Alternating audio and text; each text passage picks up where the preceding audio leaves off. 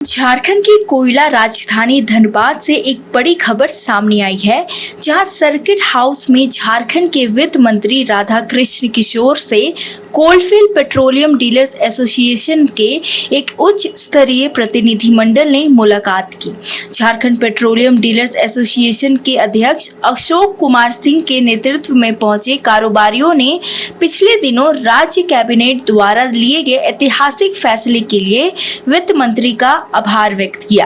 इस फैसले के तहत अब पेट्रोल पंप डीलर्स को हर महीने और 3 महीने पर रिटर्न दाखिल करने के झंझट से मुक्ति दे दी गई है, जिसकी मांग कारोबारी लंबे समय से कर रहे थे।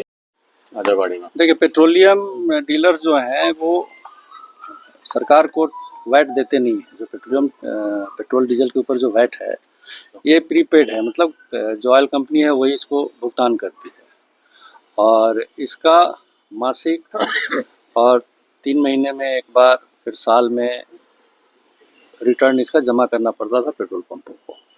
तो एक अनावश्यक का ये काम था जिसकी कोई आवश्यकता नहीं थी, क्योंकि टैक्स हम देते नहीं हैं, इसलिए इसमें हमारी कोई भूमिका थी नहीं। तो काफ़ी लंबे अरसे से पेट्रोलियम डीलर्स ये मांग कर रहे थे सरकार से कि इस रिटर्न दाखिल करने से मुक्त किया जाए।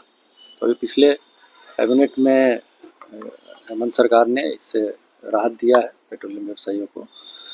तो आज इसी के लिए आभार व्यक्त करने के लिए coalfield petroleum dealer association Sanjeev Rana के नेतृत्व में आया था मंत्री जी को आभार व्यक्त करने। साथ ही साथ कुछ और मांगे थी जो हम लोगों ने उनको एक मेमोरेंडम के माध्यम से दिया है, आप लोगों को वो मुहैया करा दिया जाएगा। उसमें एक तो है कि झारखंड में जैसे 1 रुपया शेष है, पेट्रोल और डीजल पर 1 रुपया का शेष है, लेकिन शेष जो होता है एक टैक्स है और टैक्स के ऊपर में टैक्स नहीं लगता है। लेकिन पिछले कई वर्षों से ऑयल कंपनी जो है, जो बिलिंग होता है उसमें जो राज्य सरकार का टैक्स है 22%, उसके पहले 1 रुपया को जोड़ दे रहे हैं। तो नतीजा है कि 1 रुपया के ऊपर में भी 22 पैसा टैक्स लग जा रहा है। तो उसका ध्यान हम लोगों ने आकृष्ट किया है कि ये एक टेक्निकल भूल है, ये सरकार के नोटिफिकेशन में भी नहीं है जो गजट है।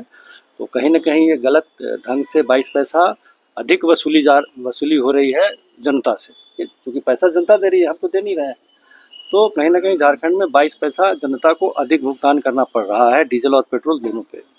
तो वो हम लोगों ने एक ध्यान आकृष्ट किया है, तो इन्होंने बोला है कि उसको हम लोग देखेंगे। दूसरा, बकाया को लेकर के हम लोगों ने एक रिक्वेस्ट किया है कि जो बकाया पेट्रोल पंपों का है उस पर राहत दिया जाए, अविलंब भुगतान कराया जाए।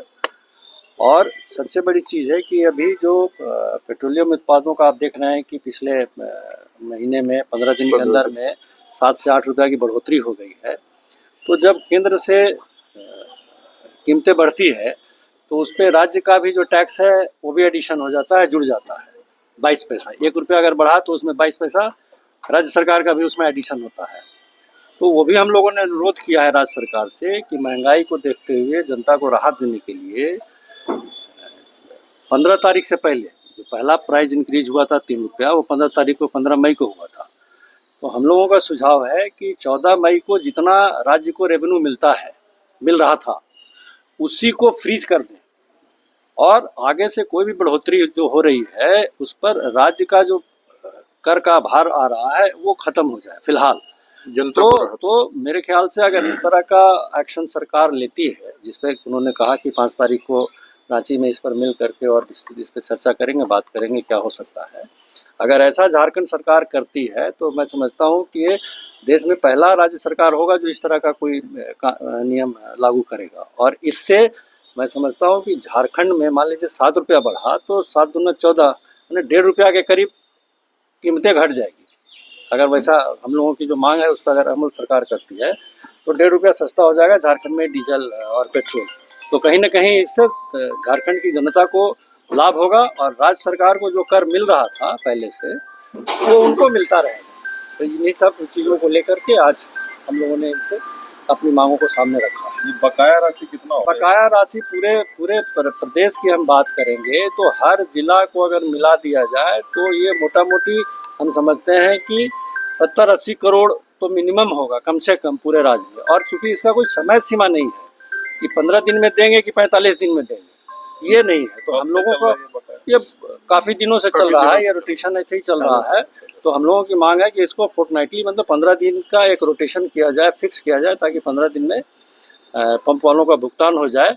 अभी कंपनियों से हम लोगों को जो तेल की खरीद हो रही है वो अग्रिम भुगतान के ऊपर हो रही है। पहले कंपनी भी हम लोगों को कुछ रियायत देती थी 2 दिन 4 दिन के लिए भुगतान में, लेकिन जब से तेल का संकट हुआ है तब से एडवांस में हम लोगों को भुगतान करके माल की खरीद करनी पड़ती है। इसलिए सरकार से हम लोगों की गुजारिश है कि हमारा जो बकाया पैसा है उसका विलंब भुगतान हो और आगे से जो हम लोग को है समयबद्ध तरीके से पैसे का भुगतान जो है सुनिश्चित कराया जाए। धनबाद में आंकड़ा कितना होगा?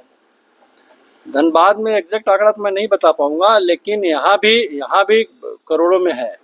सभी विभागों का मिला लिया जाए, क्योंकि एक विभाग नहीं है, सारे विभागों को मिला दिया जाएगा तो धनबाद में भी करोड़ों का बकाया है। अच्छा, रिटर्न फाइल तो ये जब से चल रहा है तब से कर रहे थे और ये हमारी बहुत पुरानी मांग है और अभी जो सरकार ने ये किया है ये बहुत सराहनीय पहल है सरकार का, स्वागत जो कदम है।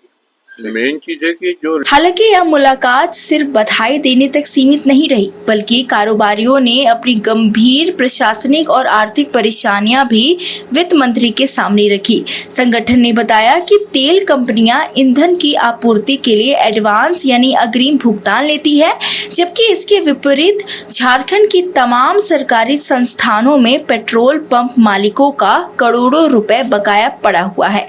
सरकारी विभागों को उधार में तेल देने के बाद भुगतान की कोई समय सीमा नहीं तय की गई है, जिससे पंप मालिक गहरे आर्थिक संकट में जूझ रहे हैं। इसके साथ ही उन्होंने वार्षिक रिटर्न दाखिल करने की प्रक्रिया से भी पूरी तरह छूट देने की मांग की है। इस मुलाकात के दौरान एसोसिएशन ने आम जनता की जेब को राहत देने के लिए सरकार की एक बड़ी तकनीकी गलती को भी उजागर किया। डीलर्स ने बताया कि देश में टैक्स पर टैक्स लगाने का कोई कानूनी प्रावधान नहीं है, लेकिन झारखंड में 22% वैट के अलावा लगने वाले 1 रुपए सेस पर भी सॉफ्टवेयर की गड़बड़ी के कारण 22% टैक्स जुड़ जाता है। इस तकनीकी चूक की वजह से राज्य के उपभोक्ताओं पर महंगाई का अतिरिक्त बोझ पड़ रहा है। संगठन ने इस बिलिंग सिस्टम को तुरंत सुधारने की मांग की ताकि जनता को राहत मिल सके। इसके अलावा एसोसिएशन ने लगातार बढ़ती कीमतों से जनता को बचाने के लिए एक नायाब फॉर्मूला भी सुझाया। उन्होंने मांग की कि 24 मई को पेट्रोलियम उत्पादों की जो दर थी उस पर मिलने वाले 22% टैक्स को हमेशा के लिए फिक्स कर दिया जाए। इससे भविष्य में तेल के दाम बढ़ने पर भी टैक्स नहीं बढ़ेगा और सरकार का राजस्व भी सुरक्षित रहेगा। वित्त मंत्री राधाकृष्ण किशोर ने इन मांगों पर सकारात्मक रुख अपनाते हुए आश्वासन दिया कि आगामी 5 जून को रांची में वित्त सचिव के साथ एसोसिएशन की एक उच्च स्तरीय बैठक बुलाई गई, जिसमें इन सभी मुद्दों पर विस्तार से चर्चा कर समाधान निकाला जाएगा।